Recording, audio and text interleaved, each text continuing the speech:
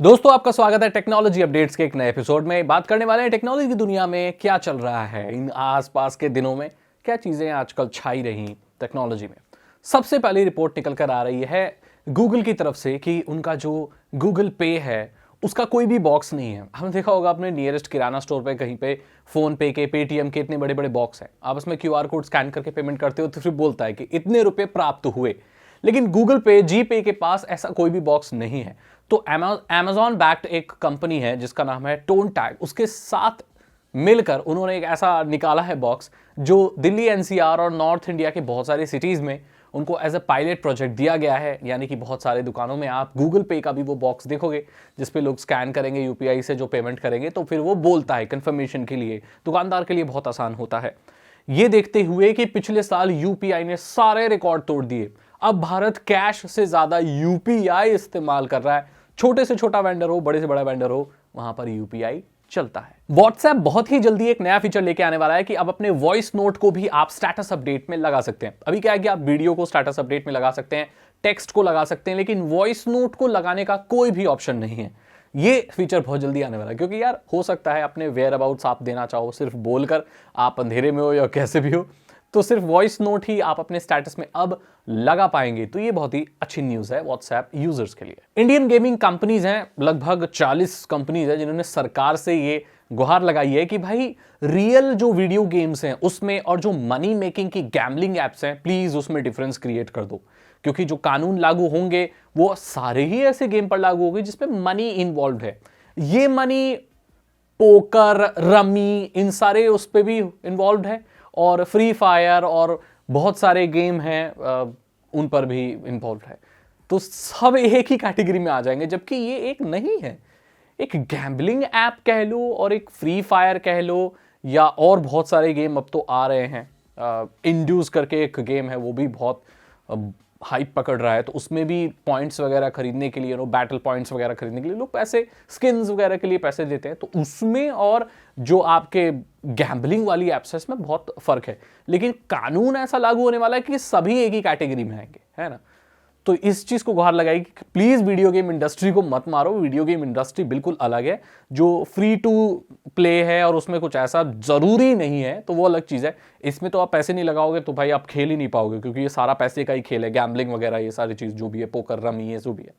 लेकिन ऐसे गेम तो उसने गुहार लगाई, भाई डिफरेंस क्रिएट कर दो, नहीं तो गेमिंग इंडस्ट्री बहुत हद तक खत्म हो जाएगी। चैट जीपीटी की तरफ से अगली खबर आ रही है कि उसने अपना एपीआई लॉन्च करने का सोच लिया है। उसका एपीआई लॉन्च होने वाला है। और जो माइक्रोसॉफ्ट का एज्योर या एजूरे या जो भी आप बोलते हो, ये सर्विसेज अगर कोई भी बिजनेस लेता है तो उसको ऐसे कॉम्प्लीमेंट्री गिफ्ट चैट जीपीटी के एआई का मिलेगा।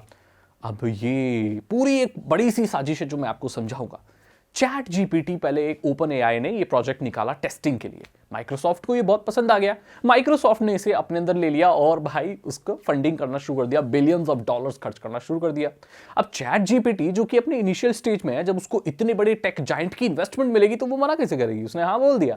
तो अब क्या होने वाला है कि चैट जीपीटी की जो स्मार्टनेस है ना, वो माइक्रोसॉफ्ट के एज्योर वाले कस्टमर्स को मिलेगी, ताकि वो अपने कस्टमर्स को एक बेटर कस्टमर सर्विस दे पाए। कस्टमर बहुत सारे हो गए, समझ नहीं आ रहा होगा आपको। देखो, माइक्रोसॉफ्ट की ऐसी बहुत सारी सर्विसेज हैं जो बिजनेसेस खरीदते हैं, आम इंसान नहीं खरीदता। तो बिजनेसेस क्यों खरीदते हैं? ताकि वो अपने कस्टमर को बेटर सर्विस दे पाए। चैट जीपीटी बहुत स्मार्ट है, इंसानों जैसे बात करता है। तो जो लोग कस्टमर सपोर्ट किसी प्रोडक्ट के बारे में ले चाहते हैं, उसके लिए लोगों को मतलब लोग बिठाने पड़ते हैं, जैसे कॉल सेंटर वगैरह में, या चैट आपको सपोर्ट देने वाला जो आदमी होता है ना। अगर चैट जीपीटी उनको मिल जाएगा तो फिर वो चैट जीपीटी को, तो वो ही उनके प्रॉब्लम को सॉल्व कर देगा, और लोगों को ही लगेगा कि चैट पे कोई आदमी बैठा हुआ है। तो ये चीज है। माइक्रोसॉफ्ट ने ना बहुत पावरफुल गेम खेला है इस चैट जीपीटी को अपने अंदर शामिल करके। अब उनका सर्च इंजन पावरफुल हो जाएगा। कस्टमर सपोर्ट तो ओ माय गॉड, क्या बात कर रहे हो, बेटर कस्टमर सपोर्ट मिल पाएगी उनको और उनसे कनेक्टेड जितने भी बिजनेसेस हैं जिन्होंने माइक्रोसॉफ्ट का एज्योर ले रखा है। सो एक बहुत बड़ी प्लानिंग है प्रॉफिट मैक्सिमाइजेशन की और मार्केट में अपना दबदबा कायम करने की, और माइक्रोसॉफ्ट इसमें सक्सेसफुल होता हुआ नजर आ रहा है थैंक्स टू चैट जीपीटी। पता फायदा क्या होगा अगर चैट जीपीटी कस्टमर सपोर्ट देने लगे? कस्टमर केयर को कॉल करते हो, बोलते हो ना कि ये प्लान सर ठीक है, आप कॉल को होल्ड पे रखिए, मैं चेक करके बताता हूं, ये बोलता है ना। चैट जीपीटी ऐसा नहीं बोलेगा, क्योंकि वो एक मशीन है। उसको ऑलरेडी सारे ब्रोशर, सारे प्लान और सब चीज पहले से ही पता है, वो तुरंत बता देगा। सो बेटर सपोर्ट मिल पाएगी। आपको पता है भारत में शायद 2027 तक 50% आईफोन भारत में ही बनने लगे। ये अभी चाइना में 85% जो भी आईफोन है उसका मैन्युफैक्चरिंग वगैरह जो भी चीज हो रही है, मानो ना मानो चाइना से ही बन के आ रहे हैं ये जो भी है। लेकिन चाइना की जो कोविड पॉलिसी है उसने सब कुछ खत्म कर दिया। मतलब अब एप्पल ये चाहता है कि ज्यादा से ज्यादा मैन्युफैक्चरिंग ऐसी कंट्रीज में हो जहां की पॉलिसीज जहां अच्छी हो, लेबर भी सस्ती हो और कोविड को लेकर उनकी सही हो। तो भारत इस मामले में काफी अच्छा है, चाइना से तो बहुत ही अच्छा है भारत। तो इसीलिए और टाटा से भी बात चल रही है कि भाई मैन्युफैक्चरिंग वो, क्योंकि बहुत बड़ी कंपनी है, तो वो लोग आईफोन ना इंडिया में, साउथ इंडिया में लोग फैक्ट्रीज वगैरह ये सब लगाने वाले हैं। विस्ट्रो वगैरह जो कंपनी और भी हैं वो भी साथ आ रही हैं। तो भारत में ज्यादा से ज्यादा, मतलब पूरी दुनिया में आधे आईफोन दुनिया के भारत में बनने की बात हो रही है और ये भारत के लिए बहुत अच्छी बात है। यहां पर और भी कंपनियां आएंगी जब ये देखेंगी कि भाई आईफोन जिस कंट्री में बन रहे हैं, सो दैट मींस बहुत अपॉर्चुनिटीज है, तो हमारे यहाँ बिजनेस बढ़ेगा, जो कि हमारे देश के लिए बहुत अच्छी बात है। तो 2027 तक शायद दुनिया के आधे आईफोन भारत में बन रहे हो और वहां पर लिखा होगा असेंबल्ड इन इंडिया। अगली खबर निकल कर आ रही है एयरटेल की तरफ से कि एयरटेल बोल रहा है कि वो अपने मंथली प्लान को 300 रुपए तक करने वाला है। अब जिन लोगों को नहीं पता, सरकार ने यह कहा था कि जो 5G है ना वो गरीब से गरीब इंसान भी चला पाएगा, अफोर्डेबल होगा, आप चिंता मत करो, चाहे BSNL का आए या एयरटेल जियो किसी का भी आए, हम आपको सस्ते से सस्ता 5G प्रोवाइड करेंगे। और ऐसा नहीं होगा कि पैसे की कमी से कोई 5G इस्तेमाल ना कर पाए, ऐसा नहीं होगा। और ये दूसरी तरफ ये देखें, एयरटेल जियो वी जितने भी कह लो, इन लोगों को रेवेन्यू बढ़ानी है, एवरेज रेवेन्यू पर यूजर इन्हें बढ़ानी है। क्योंकि जब जियो आया था ना मार्केट में, तो बाकी सारी कंपनियों ने उस कंपटीशन को टैकल करने में बहुत प्लान सस्ते कर दिए थे, जिससे इनको बहुत ज्यादा नुकसान हुआ था। अब ये प्रॉफिट बढ़ाना चाहते हैं और सरकार इनके प्लान कम कराना चाहती है, ये बहुत बड़ी प्रॉब्लम चल रही है। तो इस चीज को देखते हुए एयरटेल ने कहा है कि भाई हमें तो अपने प्लान के रेट और बढ़ाने हैं, तो आगे आने वाले वक्त में आप बहुत ज्यादा प्राइस हाइक देख सकते हो, जियो का भी, एयरटेल का भी, सबका भी। जियो ने तो एक बहुत बोल्ड क्लेम किया था कि हम पूरी दुनिया में सबसे सस्ता 5G इंडिया को प्रोवाइड कराएंगे। ये बहुत बोल्ड क्लेम होता है। अब ये क्या चल रही है इसमें तिगड़मबाजी, मैं आपको बताता हूं। देखो, अभी 5G पूरे तरीके से आया नहीं है, ज्यादातर सिटीज में, ये आधे इंडिया में भी ठीक से नहीं आया है और चौथाई में भी नहीं आया है। धीरे धीरे रोल आउट हो रहा है, लेकिन बहुत सारी जगहों पे 5G है ही नहीं, ठीक है। तो अब जिन लोगों को, लिमिटेड लोगों को मिल रहा है बड़ी बड़ी सिटीज में, वहां पर अनलिमिटेड मिल रहा है, क्योंकि 5G के कोई प्लान्स तो आए ही नहीं है। तो उन लोगों की आदत बन रही है बहुत ज्यादा इंटरनेट इस्तेमाल करने की। आपको पता है 5G टेक्नोलॉजी बहुत फास्ट है, तो उसमें डेटा का कोई हिसाब नहीं, ऐसे उड़ा रहे हैं लोग। मैं ऐसे लोगों को जानता हूं जो 100 200 GB इस्तेमाल कर देते हैं।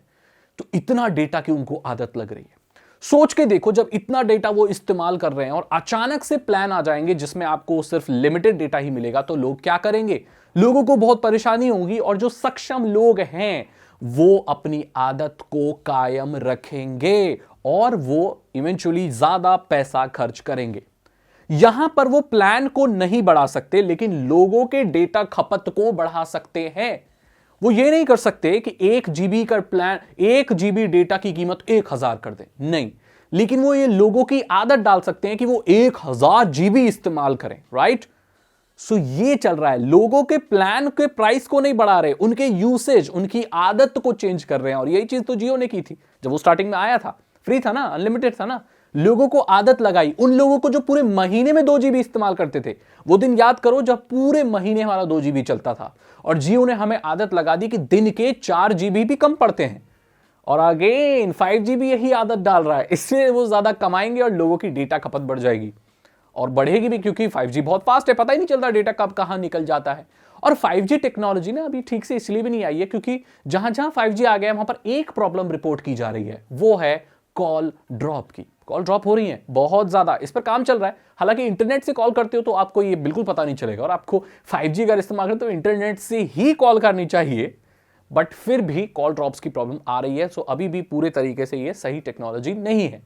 ये मैंने आपको बता दिया टेक्नोलॉजी के बारे में, और जिस न्यूज को या जिस रिपोर्ट को डिटेल्ड एनालिसिस की जरूरत थी वहां पर मैंने वो भी किया। इसलिए मेरी वीडियो नॉर्मली बड़ी होती है, क्योंकि जिस चीज के ऊपर बात करना जरूरी होता है मैं उस अपडेट और न्यूज के साथ उस चीज के बारे में बात भी करता हूं। अगली खबर आ रही है गवर्नमेंट की तरफ से कि इंडियन गवर्नमेंट ने कहा है कि जितनी भी वेबसाइट्स हैं, यूट्यूब चैनल हैं, न्यूज हाउसेज हैं, ये न्यूज प्रोवाइड करने की जितनी भी फैसिलिटीज हैं, चाहे वो वेबसाइट हो, यूट्यूब चैनल्स हो या ब्लॉग्स हो, कुछ भी, वो ऐसी न्यूज पब्लिश नहीं करेगी जिसे प्रेस इंफॉर्मेशन ब्यूरो फेक घोषित कर दे। आपको पता होगा कि यार कोई भी टैगलाइन का इधर उधर घुसा के कि भाई ये सेलिब्रिटी की मौत हो गई या यहाँ ये हो गया वो हो गया, गलत खबरें फेक न्यूज फैलाकर लोग व्यूज बटोरते हैं। चाहे वो यूट्यूब पर फेमस एंकर्स के फोटो लगा के और लिखते हैं उसका निधन हो गया, अब यार हमारा फेवरेट एक्टर था मर गया, वो क्लिक करते हैं तो बोला नहीं नहीं वो तो शूटिंग चल रही थी।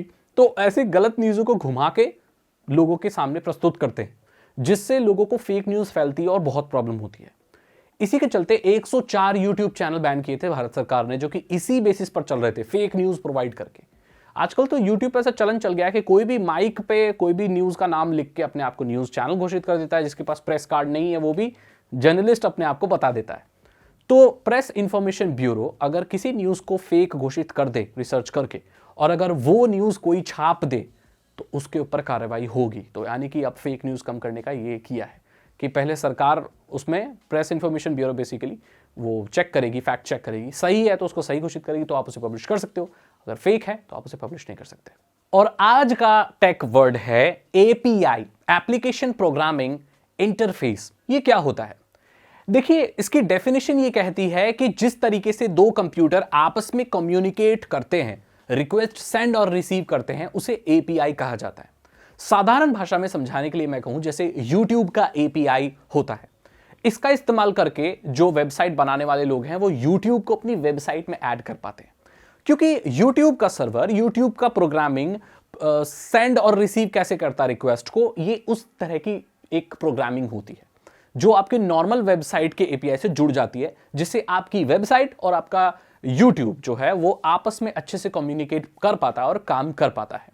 बहुत सारे डेवलपर्स होते हैं जो कोई ऐप बनाते हैं, कोई वेबसाइट बनाते हैं, उसमें बहुत बड़ी सर्विस ऐड करते हैं। वो सर्विस कैसे ऐड हो सकती है? इन दोनों को आप एक प्लग मान के चलो। जैसे यहां पर 3 पिन का प्लग है, तो यहां पर ये 3 पिन का ही लगेगा तभी कनेक्शन बन पाएगा, राइट? सो यहां पर मेरी वेबसाइट जिसके 3 प्लग है, आसानी से समझा रहा हूं मैं आपको। तो यहां पर अगर कोई प्रोग्रामिंग है जिसके 2 ही प्लग है तो वो यहां नहीं लग पाएगा। इसको 3 ही पिन का प्लग चाहिए, मतलब 3 ही पिन वाली एपीआई या वैसी ही एपीआई चाहिए, तब ये कनेक्ट हो पाएगा। एक कंप्यूटर से दूसरे कंप्यूटर का कनेक्शन, जिसमें वो सेंड रिसीव कर पाए रिक्वेस्ट, या एक प्रोग्रामिंग दूसरी प्रोग्रामिंग से कनेक्ट करना और उसके रिस्पॉन्स और रिक्वेस्ट को इस्तेमाल करना, एपीआई कहलाता है। अब आपको आसान भाषा में भी पता चल गया, एक तरह का इंटरफेस होता है जिसमें प्रोग्रामिंग जो एप्लीकेशन की आपस में एक दूसरे से इंटरैक्ट कर पाती है और जुड़कर काम कर पाती है। आशा करता हूं आपको ये वीडियो अच्छी लगी होगी, ये टेक टर्म भी अच्छा लगा होगा। इस वीडियो को लाइक करें, दोस्तों के साथ जरूर शेयर करें, मेरे चैनल को सब्सक्राइब करें ऐसे ही टेक्नोलॉजी अपडेट्स के लिए। और साइबर सिक्योरिटी और इथिकल हैकिंग में इंटरेस्ट है तो डिस्क्रिप्शन चेक करें, 299 रुपीज के 3 इथिकल हैकिंग कोर्सेज हैं जो आसान भाषा में आपको इथिकल हैकिंग सिखा देंगे। मैं बताऊं आपसे अगली वीडियो में। Thank you so much and good bye.